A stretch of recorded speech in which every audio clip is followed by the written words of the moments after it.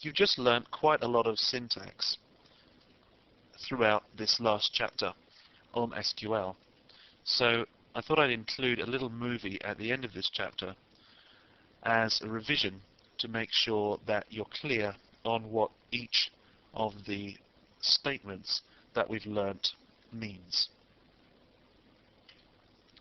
We use show databases to show a list of all the databases on the MySQL system. We use database with the database name to select the default database that we're using. We can use the show tables command to produce a list of tables from a particular database if we specify it, otherwise from the default database we selected using use.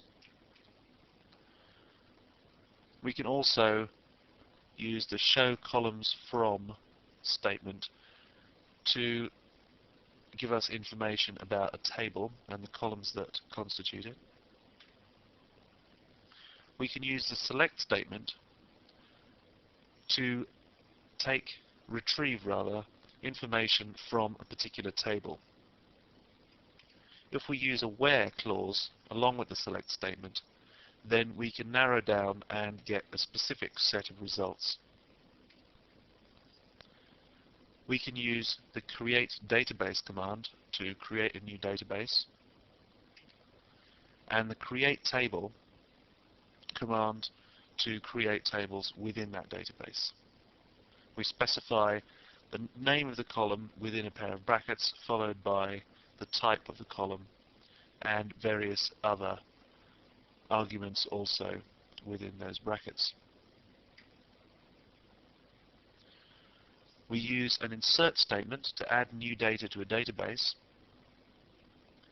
We say insert into, then give the table name, and we can either go straight on and say values and follow that by the values that we want to add to create a whole row of that table, or after insert into and then the table name, we can specify exactly which columns we want to use to add our values into them. We can use an update statement to alter existing data. We use the set clause to specify any changes of values to whatever columns we wish to change. And we should always remember to use a where condition unless we want to update every row in that table. The delete from statement deletes entire rows from a table.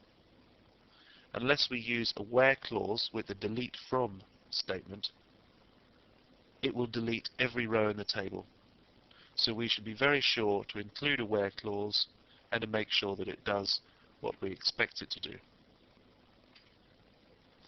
There's also the alter table statement, and this does several different things. We can rename a table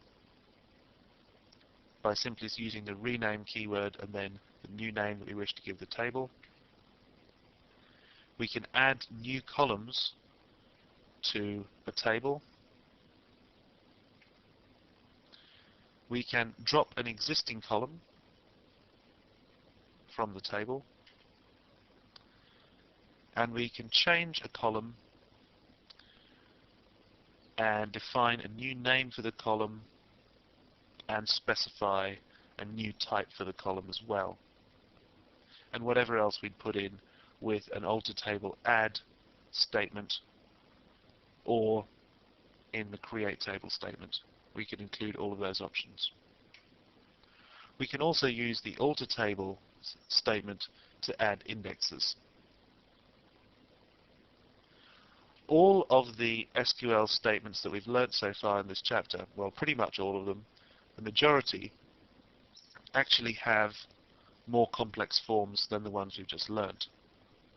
However, these are the basic nuts and bolts that you need to get you started.